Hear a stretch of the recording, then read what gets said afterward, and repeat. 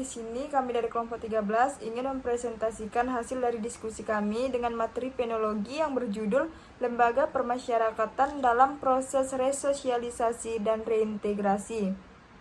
Di sini saya akan membahas poin tentang efektivitas pidana penjara dalam proses resosialisasi dan reintegrasi.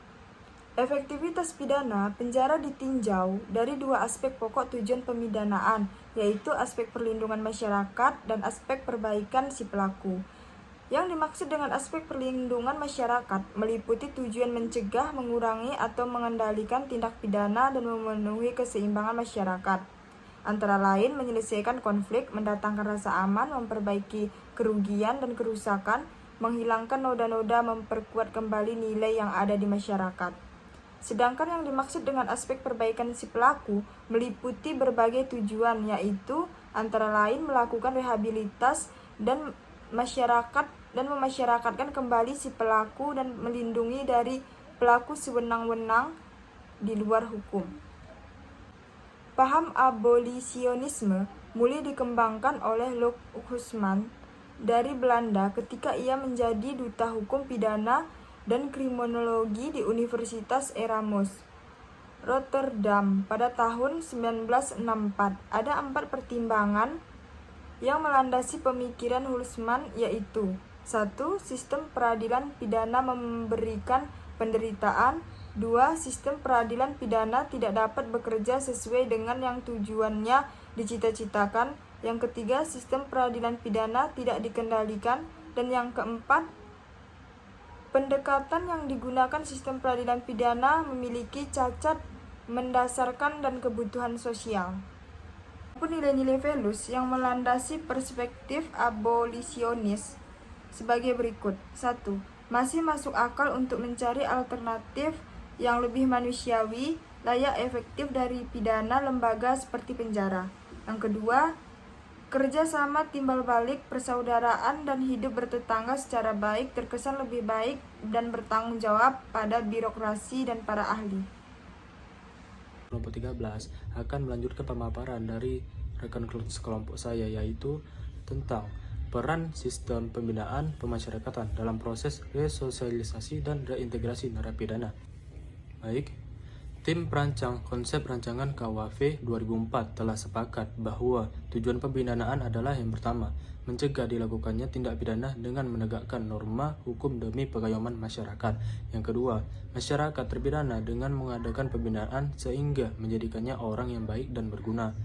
Maka, sehubungan dengan hal tersebut di atas dalam konsep rancangan KUHP 2004 pasal 52 terdapat pedoman pemidanaan yang bunyinya sebagai berikut. Yang pertama, kesalahan pembuat tindak pidana. Yang kedua, motif dan tujuan melakukannya tindak pidana. Yang ketiga, sikap batin pembuat tindak pidana. Yang keempat, apakah pidana dilakukan dengan berencana. Yang kelima, cara melakukan tindak pidana. Yang keenam, sikap dan tindakan sesudah melakukan tindak pidana. Yang ketujuh, riwayat hidup dan keadaan sosial ekonomi pembuat tindak pidana. Pengaruh tindak pidana terhadap korban atau keluarga korban, pemaafan dari korban dan atau keluarga, dan atau pandangan masyarakat terhadap tindak pidana yang dilakukan. Selanjutnya, peran sistem pembinaan masyarakat dilaksanakan berdasarkan asas. Yang pertama, asas pengayoman adalah perlakuan terhadap warga binaan pemasyarakatan dalam rangka melindungi masyarakat dari kemungkinan diulanginya tindak pidana oleh warga binaan pemasyarakatan. Juga memberikan bekal hidupnya kepada warga binaan pemasyarakatan agar menjadi warga yang berguna dalam masyarakat. Yang kedua, persamaan perlakuan dan pelayanan adalah pemberian perlakuan dan pelayanan yang sama kepada warga binaan pemasyarakatan tanpa membeda-bedakan orang atau tidak, termasuk kasus Artalita Suryani. Yang ketiga, pendidikan adalah bahwa penyelenggaraan pidana dan bimbingan dilaksanakan berdasarkan Pancasila, antara lain penanaman jiwa kekeluargaan, keterampilan, pendidikan, kerohanian, dan kesempatan untuk menunaikan ibadah. Yang keempat, penghormatan harkat dan martabat manusia adalah bahwa sebagai orang yang tersesat, warga binaan pemasyarakatan harus tetap diperlukan sebagai manusia.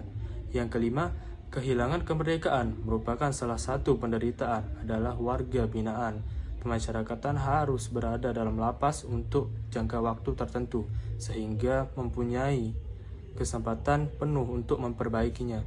Yang keenam, terjaminnya hak untuk tetap berhubungan dengan keluarga dan orang-orang tertentu adalah bahwa walaupun warga binaan pemasyarakatan berada di lapas, tetapi harus tetap didekatkan dan dikenalkan dengan masyarakat dan tidak boleh diasingkan dari masyarakat. Kesimpulan yang dapat dikenalkan dengan masyarakat dan tidak boleh diasingkan dari masyarakat. Kesimpulan yang dapat kami ambil dari makalah ini adalah tujuan diselenggarakannya sistem pemasyarakatan dalam rangka membentuk warga binaan pemasyarakatan agar menjadi manusia seutuhnya.